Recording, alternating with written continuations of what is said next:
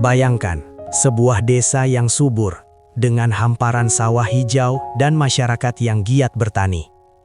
Desa Mekarwangi di Kecamatan Cisauk, Kabupaten Tangerang adalah salah satunya. Tapi di balik kehijauan itu, ada tantangan besar yang mengintai.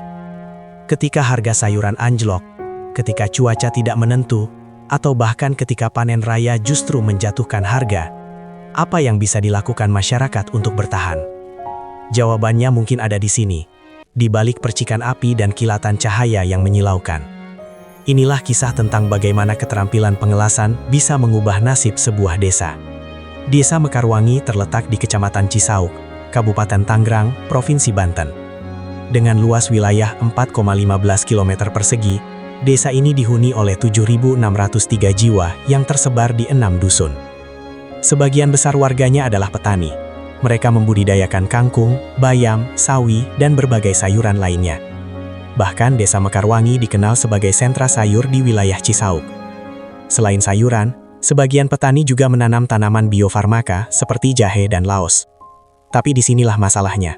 Ketergantungan yang terlalu tinggi pada sektor pertanian membuat ekonomi masyarakat sangat rentan. Fluktuasi harga komoditas yang sulit diprediksi, perubahan iklim yang semakin ekstrim, dan persaingan pasar yang ketat. Semua ini mengancam stabilitas pendapatan keluarga petani. Yang lebih memprihatinkan, sebagian besar penduduk hanya mengandalkan pertanian sebagai sumber penghasilan tunggal. Mereka tidak memiliki keterampilan alternatif. Mereka tidak punya plan B ketika sektor pertanian sedang terpuruk. Tapi tunggu dulu. Mari kita lihat apa yang terjadi di sekitar desa Mekarwangi. Wilayah Tangerang mengalami pertumbuhan ekonomi yang luar biasa. Pada tahun 2023, pertumbuhan ekonomi mencapai 5,57%. Bahkan di tengah perlambatan ekonomi global, di triwulan kedua tahun 2025, pertumbuhan masih mencapai 5,20%. Proyek konstruksi dan properti berkembang pesat. Perumahan-perumahan baru bermunculan. Gedung-gedung perkantoran dibangun. Dan tahukah Anda apa yang paling dibutuhkan dalam setiap pembangunan ini? Pagar, tralis, kanopi, pintu besi, tangga logam, rangka atap baja. Semua produk ini membutuhkan satu keterampilan, pengelasan. Data menunjukkan, realisasi investasi sektor logam dasar dan barang logam di Kota Tangerang mencapai 834 miliar rupiah pada semester pertama tahun 2025. Itu sekitar 7% dari total investasi. Permintaan pasar sangat tinggi. Peluang ekonomi sangat besar. Tapi sayangnya, masyarakat desa Mekarwangi belum bisa memanfaatkan peluang emas ini. Inilah alasan mengapa program studi teknik industri Universitas Pamulang mengambil inisiatif. Kami merancang program pengabdian masyarakat yang komprehensif. Pelatihan pengelasan untuk pengembangan industri kecil dan menengah. Nah, ampere ini bisa juga kita rasakan, Pak.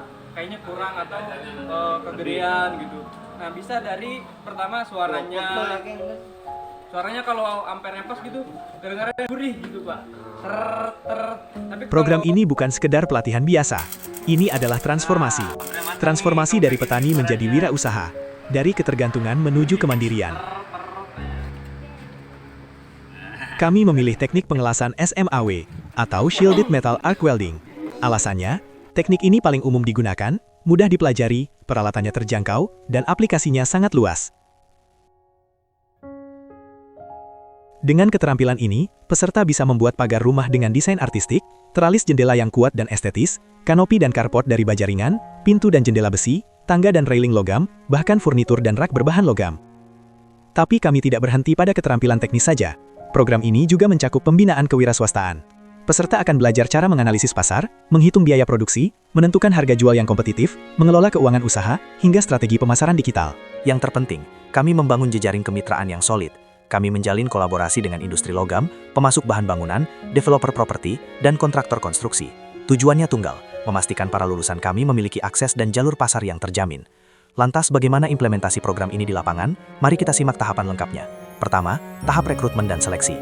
Kami menargetkan 20 peserta dengan kriteria usia 18 hingga 45 tahun, memiliki motivasi wirausaha yang kuat, dan minimal berijazah SMP. Proses seleksi meliputi wawancara dan tes kesehatan dasar, yang difokuskan pada pengecekan kondisi mata dan fisik, guna memastikan kesiapan untuk pekerjaan pengelasan. Kedua, pelatihan kewirausahaan selama 20 jam pelajaran. Ini merupakan inti utama program. Peserta akan belajar teori dasar metalurgi, teknik pengelasan berbagai posisi, mulai dari posisi datar, horizontal, vertikal, hingga posisi sulit overhead. Seluruh pelatihan dilaksanakan melalui praktik langsung dan dibimbing oleh instruktur bersertifikat.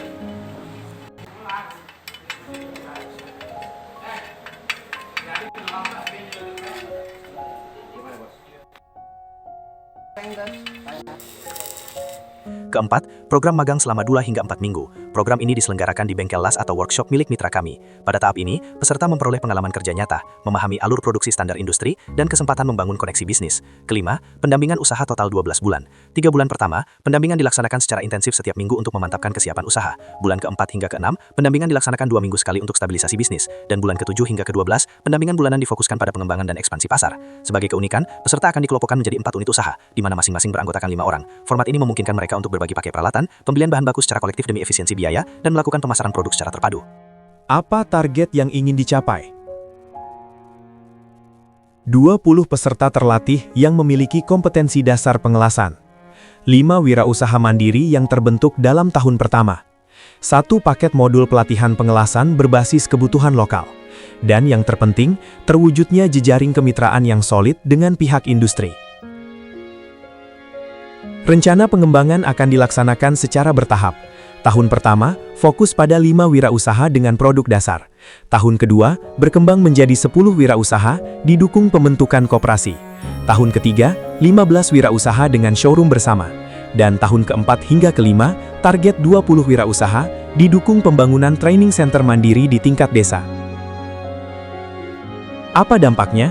Diversifikasi mata pencaharian masyarakat, peningkatan signifikan terhadap pendapatan keluarga, dan yang tak kalah penting, kontribusi nyata terhadap tujuan pembangunan berkelanjutan, khususnya tujuan 1, 8, dan 9. Inilah visi yang kami usung, mengubah tantangan menjadi peluang, mengubah kerentanan menjadi kekuatan. Dari ketergantungan mutlak pada sektor pertanian, menuju diversifikasi ekonomi yang lebih kuat, dari kerentanan menuju ketahanan, dari harapan menuju sebuah kenyataan. Kami dari Program Studi Teknik Industri Universitas Pamulang berkomitmen penuh untuk mewujudkan visi ini. Bersama-sama, kita bisa membangun Desa Mekarwangi yang lebih sejahtera dan mandiri. Terima kasih atas waktu dan perhatian yang telah Anda berikan. Mari sebarkan semangat perubahan ini agar dapat menginspirasi lebih banyak pihak. Sampai jumpa dalam pembaruan dan laporan selanjutnya.